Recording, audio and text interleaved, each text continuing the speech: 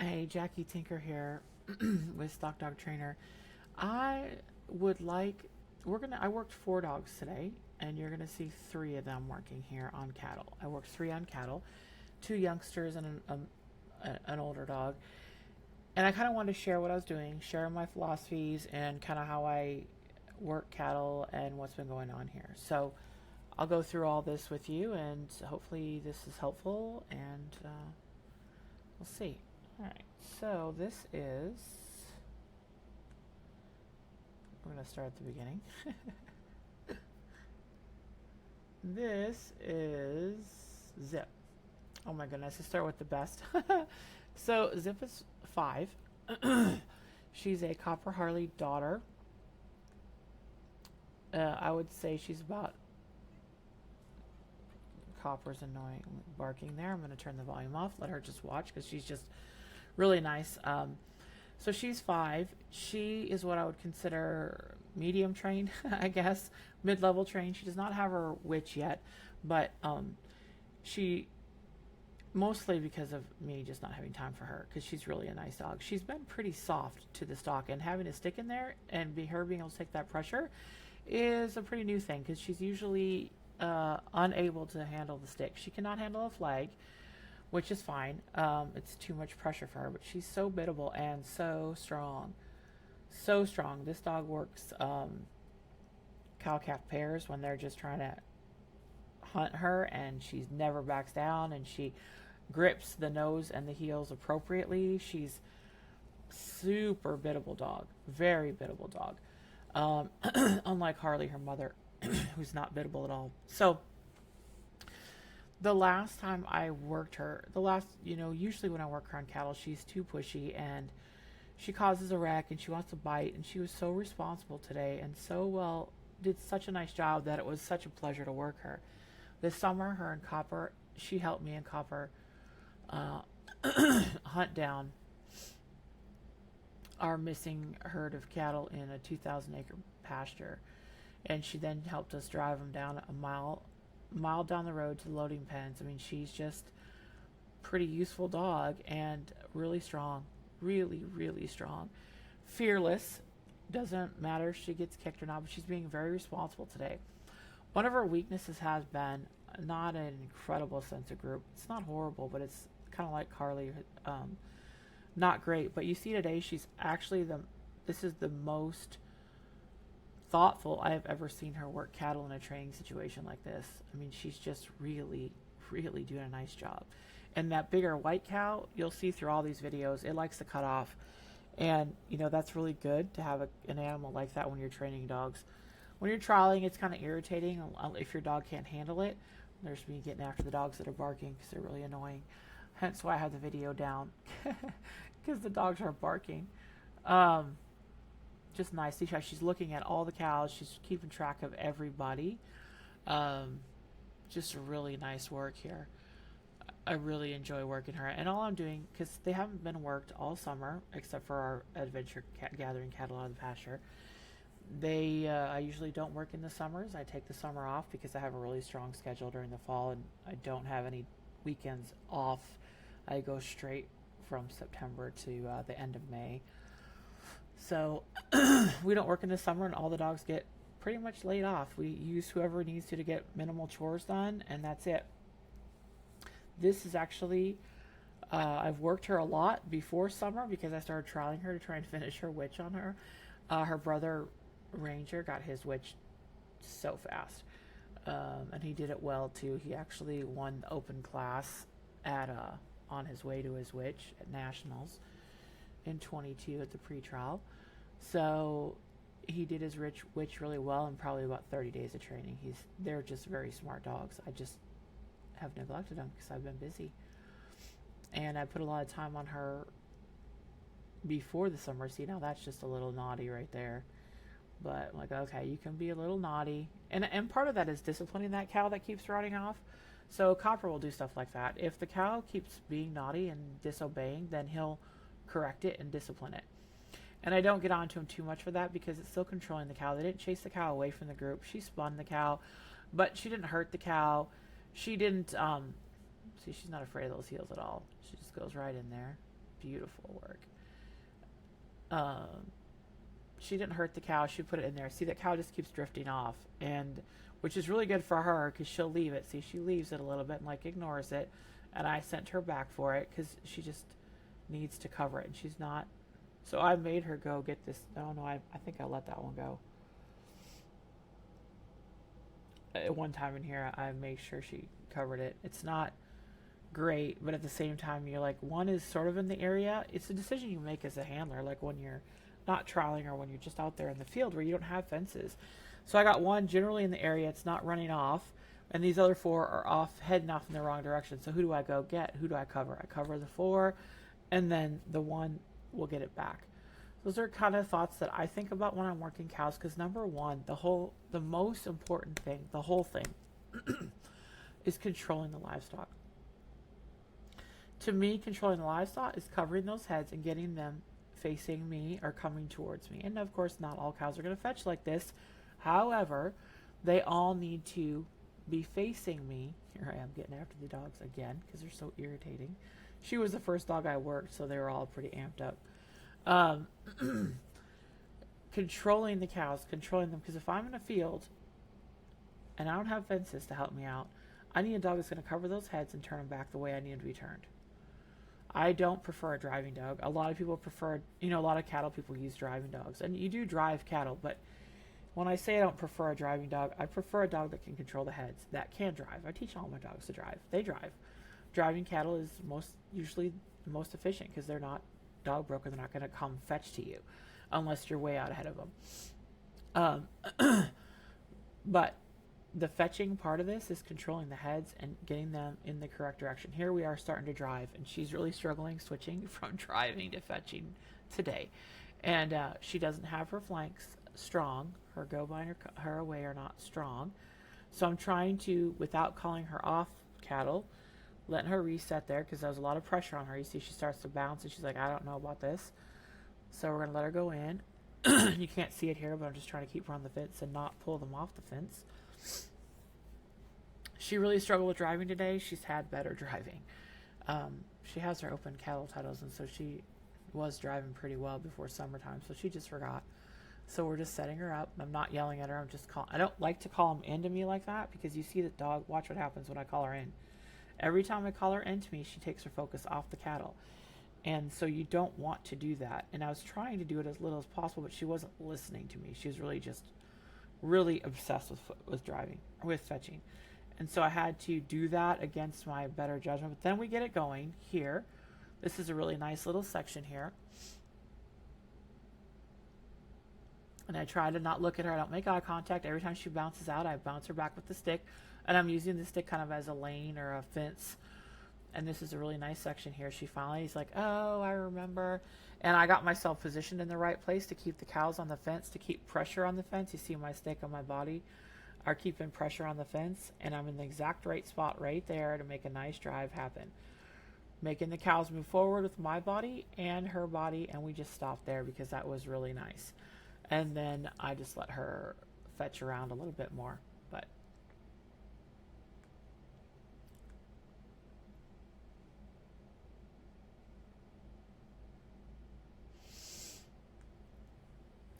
all right, so this is Bliss. Bliss just turned 1 in June, so she's a baby. The last time she worked cattle was the beginning of summer. You see her nice down. She's getting nice little snappy down, which is good. I'm trying to get that with her, and she seems to like it. So I start on leash with her because I want her to be calm. She's been watching on the sidelines, and she's kind of been adrenalized lately. She's going through that period of adrenaline junkie age of 1. One of my friends calls it the thug stage, when Aussies are like little thugs, and that is, or velociraptors, or whatever you want to call it. They are truthfully difficult at this age. So what I'm doing is trying to get them out of the corners, letting her just understand that we don't have to race in there, getting her used to the pressure of the stick, not on her. And I always start off the corners. You never want to send a young dog into the corners. With sheep, goats, ducks, cows, whatever. It's just going to be a disaster. So you want to get the stock off the edges, off the sides before you send them. Otherwise, they'll just like smash them in the corner and it just becomes crazy. So she's very body biting like crazy in this video, and I don't like that. The first time she worked cattle, she did not body bite at all. And so this is just adrenaline. This is pure prey drive, pure adrenaline. You'll see her cut out and you'll see me correcting her. You can hear me correcting her. Copper's barking, so I'll just keep it off because that's irritating. But I'm putting pressure on her. You can see she's fearless. She just goes right in there. And I think that's when that cow kicked on her. There's me threatening Copper. That one of those brown cows kicked her pretty hard, but you saw she just squinted her eyes and just pushed right through it. Now, she's just too wild, and she won't work cows again until we work on adrenaline. I just happen to think, hey, let's try and see what these girls can do after the summertime. And this is our first session in the fall. Too much adrenaline, and it's causing all this body biting. And then you see just little shitty cheap shots there. And then right there, you see how she kind of takes the inside flank of that cow and not the outside? And that is pure prey drive, pure adrenaline, pure prey drive. And you'll see young dogs do this on sheep, cattle, whatever. And it's very common. And she does it a lot in this video. And I'm trying to push on her, and she's not being super responsive. So the video, this lesson is short. And but we had to fix. It was actually going to be much shorter, but we had to fix a problem. So the video is flipped. So that was actually in a way. It looks like a come by, but that was in a way. See, there she is. She's cutting it out. That is prey drive. High adrenaline prey drive. And it's easy to fix. Almost all young dogs I work with that are hot do that. And all you need to do is get ahead of them and push them out to the outside. And they have to understand when that cow, they start bringing that cow or that sheep back in after you've pushed them out, then they'll get it pretty fast. They get it because she has a very, very strong sense of group. All that is prey drive. That's just not a thing at all. It's irritating because I want it to be perfect, but she's doing it again. And I'm getting on to her about it. And see, she's really blowing me off. She's not listening to my pressure at all. There, that was really nice. She pulled that together really nicely. She's got a tight group. You can see how they all kind of lean on each other. That's a tight group. And she's doing that with her presence. Her positioning is not a ton different. She's not soft like Zip and you'll see Rose at all. Her body's not soft. She's not, when I say soft in this situation, I mean her body is not soft at all. And she's keeping those cows in super tight. Zip did that when she was younger. When she was really like hot, she kept those cows, they would lean on each other at a 45-degree angle because they wanted to stay in a tight group. So there she is. I'm working on getting her to get out of that situation. And this is a little bit longer of a session than I would with a dog that's a little bit adrenalized and who's blowing me off. But what happened was when she got kicked, she wouldn't then go in the go-by. She wouldn't take the go-by flank. So I had to actually fix that. I felt like before, because she got kicked and it was a mental situation with her, I needed to fix it. So right now the video is flipped. So this is where it is right here. This is where it starts, where she starts avoiding that go-by. It looks like away in this video, but it's actually go-by. And this is actually the away side. So she's fearless. You see her just go in there. Just get in there and those things. And then I back off. You see how I take my pressure off when she's behind there? And I'm looking to see her between the heels. There you go. That was really nice. I took my pressure off the cows, even though, so that I wasn't pushing those cows on top of her. So whenever they go on the fence, you got to take your pressure off the cows so that they don't push in on the dog. And you kind of take a deep breath and let the dog work that wall without that fence, without saying anything. See, she's got a really nice sense of group. So her cutting those ones off is all adrenaline and prey drive. So right here is where I stuck with it because she kept, I went too fast. She kept bouncing out of pressure here. And it was not the cow. It was because she got her head messed up. I'm trying to stop her here from bouncing out because she has to work this situation. Because when she got kicked, that she thought that this was the direction. Somehow she linked it. So that's why I'm making her work through it. And I make her lay down here so that we can take a breath. We could have stayed longer in this down to get her brain right, to get her to do this, but we needed to finish the session, but I wasn't going to finish the session without fixing this situation. So you can't see a lot of it, unfortunately. It's off camera. But I'm holding her in the pressure without a leash or without anything, just using my body and the stick, and she bounces out a few times. There she bounced out. She's like, I don't want to do this. This is hard. But she had to get through this mental block. because of what happened with that cow. I just didn't want to leave it, and then it could possibly be okay if you lay them off, but sometimes they'll stick with it, and so we need to have a clear mind when we quit, if possible. So she did not have a reaction as far as being afraid of the cows. She did have a reaction like, I can't do this. This is too scary. This direction right here. See, she's like, I don't know. I'm not supposed to do this. So I'm helping her, pushing on her. You see I'm sweeping with the stick, and here's where I hold her in nice and tight. You see where she is. You can see that brown cow there looking at her. You can see she's right off screen there. See how close? Yeah, there she is. See, then she's watching that cow, and she's holding steady pressure, and then I let her go through, and I back away, and good girl. And we made it through that really hard thing that she just did, and I let her kind of, there's another body bite, a little stinker. So that's what we're going to work on. Our next session will be on sheep or goats. Her giving to my pressure and getting out of that adrenaline prey drive, which is fine. She really hasn't been started. She's 1 year old. I would not usually put a young dog with this little experience on cattle, but it worked out okay. And these are nice little dairy calves. They're not going to kick hard. When they kick, it's a dairy calf kick, so it's not really a hard kick at all. But anyway, she did a nice job.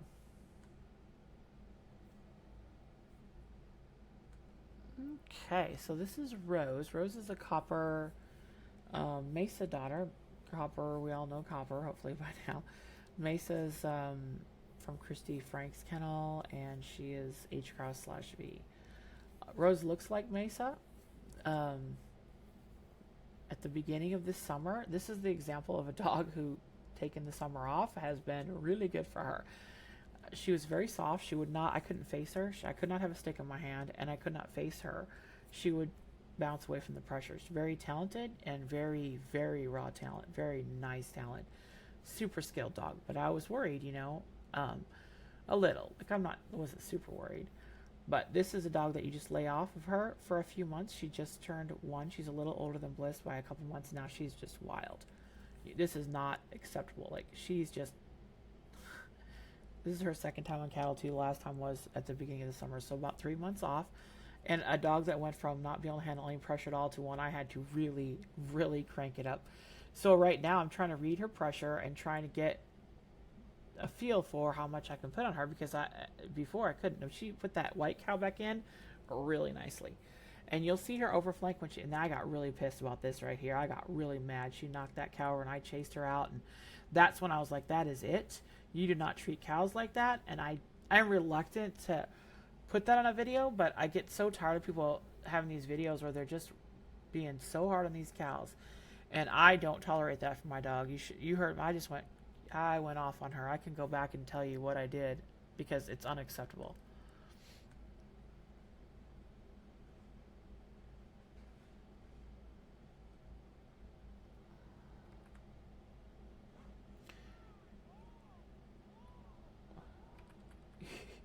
You can see I really, that is when I do that. Thank my dogs. They know they're in deep trouble. And you see there she gave to me. She turned her eye at me and she gave to my pressure a little there. And the thing about this is you can't hold the pressure on and hold a grudge. So I let go of the pressure. I'm not mad at her anymore. And I wasn't mad before. I just need to handle it. And when you have dogs being too hard on your cows, you need to handle it. They don't need to be that aggressive on cows.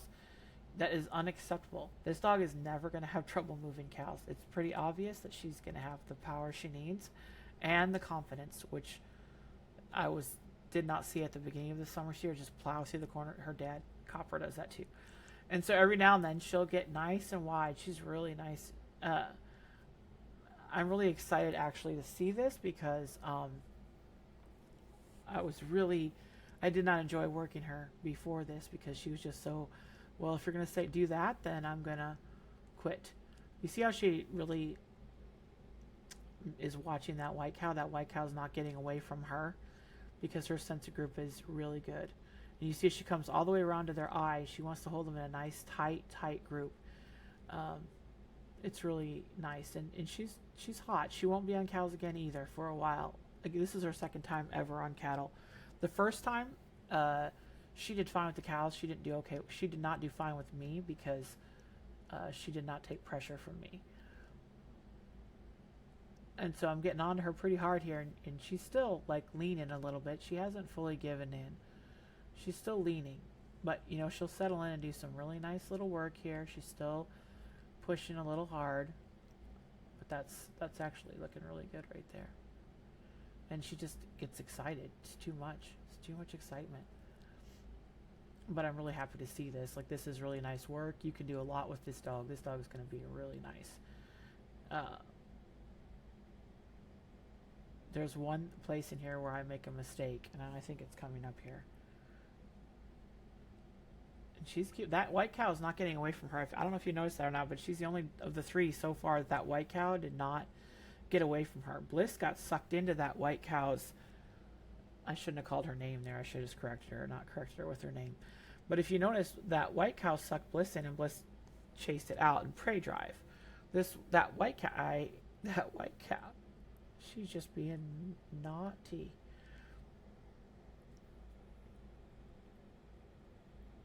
She is just not. But anyway, that white cow sucked Bliss in, and Bliss did her prey drive thing by shoving it out. Well, if you notice, Rose is really the one of the three that has really controlled that white cow the most in this session, you know, and it's nice and soft now. She kind of zoned a little bit there, but that's all right. There was a tractor noise there. But watch right here. I was wrong right there, so I'm going to pause it and go back. I'll show you where I made a mistake. Right here. I tell her there at the wrong place. I said there, and they were not on balance. And she went and tucked the cow in because she's not going to let him go. She sensed that white cow was going to get away, so she tucked it in. I hadn't noticed that till just now. I'm going to watch that again. So that white cow likes to drift, right? See it kind of cutting out, and she's like, no, you're not. You're going back in. You're turning your head in, submitting to me. So she's making that.